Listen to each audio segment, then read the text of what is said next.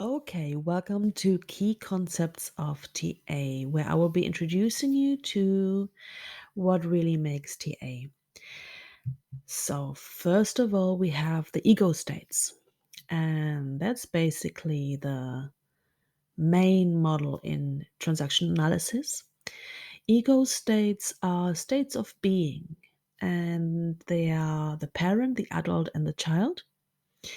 And during in a day, we switch between each of those ego states.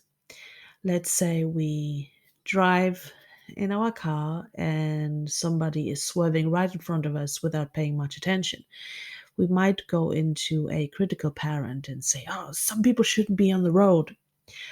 Or we might go into caring and nurturing parent and we make sure that everyone is okay in the car. Then we have the adult. The adult, uh, we just kind of do our job. We're very analytical in the here and now. And the child is where we are spontaneous and playful and creative. And I will be saying more about each individual ego state in this presentation. So there are many different forms of this model, by the way. This is the first order structural model. There's also a second order and also a functional model, but I won't be going into these. But if you're interested in learning more about it, we also have a introduction to transactional analysis course. We're going into much more detail in this course. Yes, so as I said, we switch between those many times in a day. When you are aware of what ego state you come from, it will help you with your communication.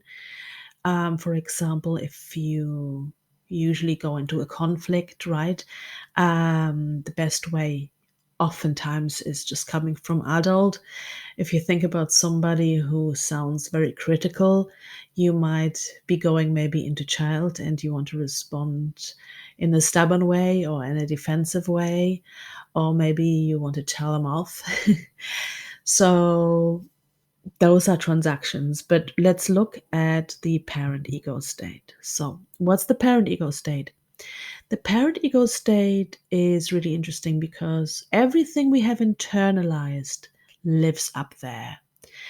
That means our parents or other caregivers, authority figures, but also school bullies, maybe, or friends or role models. Then the media and what it feeds us, our direct environment where we grow up and what we have experienced, as well as our culture. And if you're religious, religion will have also become part of your parent ego state. Now, the parent ego state is basically that part of ourselves that tells us whether we are okay or not.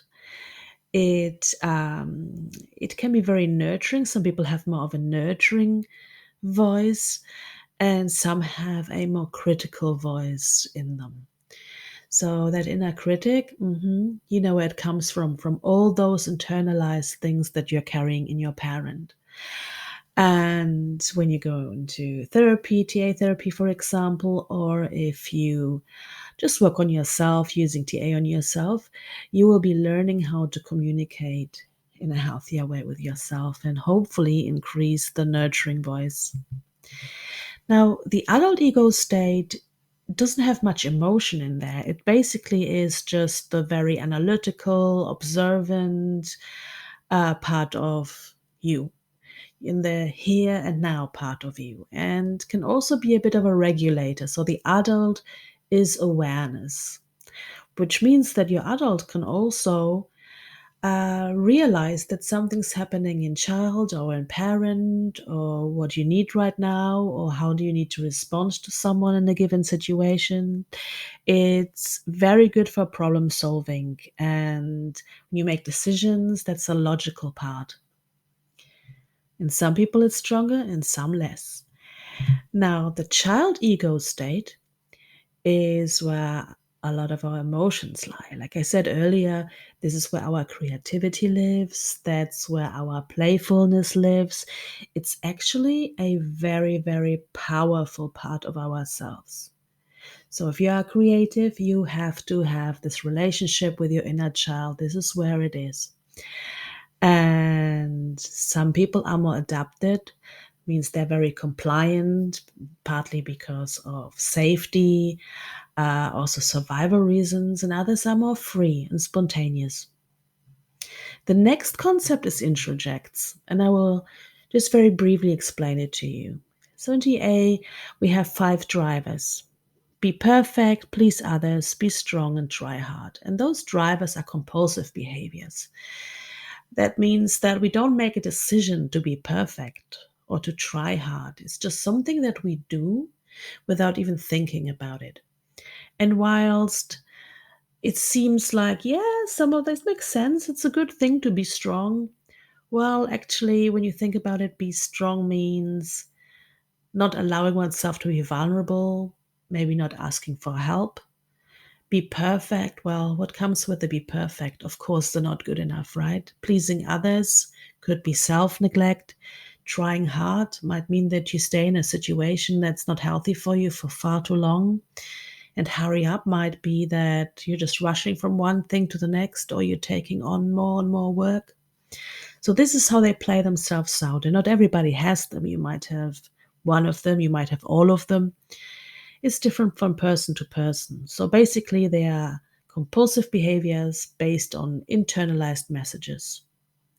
The injunctions are also internalized, but they are prohibitions, how not to be or what not to do. I won't go into much detail, but you can see here in this picture, and again, you can check out the TA course that we have.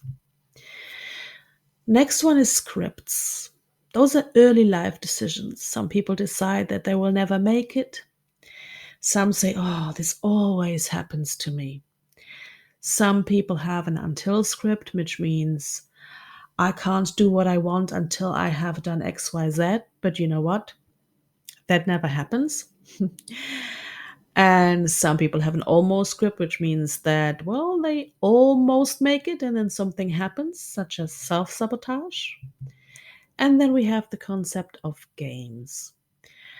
Games are ulterior transactions between people, and we've all been involved in games. It's completely normal, it's human. We don't consciously start them, we just kind of react. For example, the why don't you, yes, but game. Um, Somebody might ask you for advice, and you give them advice, and then they don't take it. Instead, they say, yeah, but then you give them, another advice, and again they say, yeah, but, and have another reason why what they won't take it. Then you end up frustrated, and they feel confirmed in their belief that, yeah, I knew it. There's no solution for my problem, or I knew it. Nobody can help. So those are the kind of games people play. Sometimes people play the kick me game.